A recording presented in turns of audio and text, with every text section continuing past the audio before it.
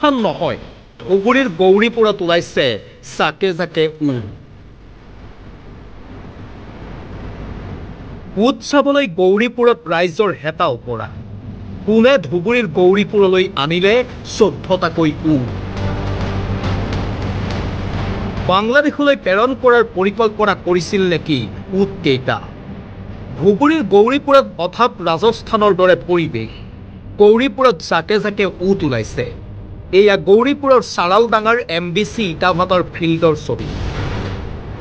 ফিল্ডখনত বান্ধি থোৱা আছে 14টাকৈ প্ৰকাণ্ড উট আৰু ৰাইজৰ মনত কেৱল উৎসুকতা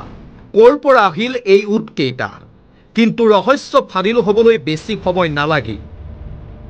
বাংলাদেশলৈ চালান দিয়াৰ লক্ষ্যৰে অনা হৈছিল এই উট কেইটা নিশা চাৰালডাঙাৰ MBC ইটাভাটাৰ ফিল্ডত এখন ট্ৰাকৰ পৰা উট কেইটা নমোৱাৰ সময়তে ৰাইজে দেখা পায় আৰু তাৰ পাছতেই ৰাইজে খবৰ দিয়ে গৌৰীপুৰ আৰক্ষী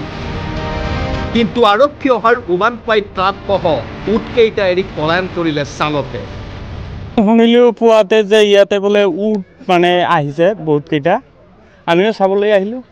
আহি কিনে দেখোঁ 12-14টা উট আছে কিন্তু কোনে আনিছে ক'ৰ পৰা আনিছে সেইটোতো নাজানো আৰু থানাৰ পৰা ষ্টাফো আহিছে কাগজ পাতিও নাই গাড়ীখন আছে গাড়ীখনৰ নাম্বাৰ ইউপিৰ বুলি ভবা যায় আৰু এইখিনি এইটো চালডাঙা হয় আৰু এইটো ইটাভাটাৰ এটা ফিল্ড হয় আৰু আমাৰ ইয়াতে যে স্বৰ্গীয় নুৰদিন দা আছিল তাৰে ইটাভাটা হয় সেইটো ফিল্ড এই উট সৰবৰাহৰ অভিযোগত আৰক্ষীয়ে আটক কৰিছে এজন লোকক শহীদুৰ ৰহমান নামৰ ব্যক্তিজনক সোধা পোছা কৰিছে গৌৰীপুৰ আৰক্ষীয়ে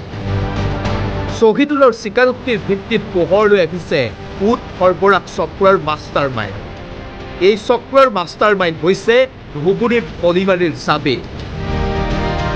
এই জাবেদাই গৌৰীপুৰৰ পৰা আলমগঞ্জ হৈ চৰ অঞ্চলেৰে উটকেইটা বাংলাদেশলৈ প্ৰেৰণ কৰাৰ পৰিকল্পনা কৰিছিল আৰক্ষীৰ তদন্তত স্পষ্ট হ'ব জাবেদ আৰু শহীদুৰে কেনেকৈ কাৰ নেতৃত্বত সৰবৰাহ কৰিছে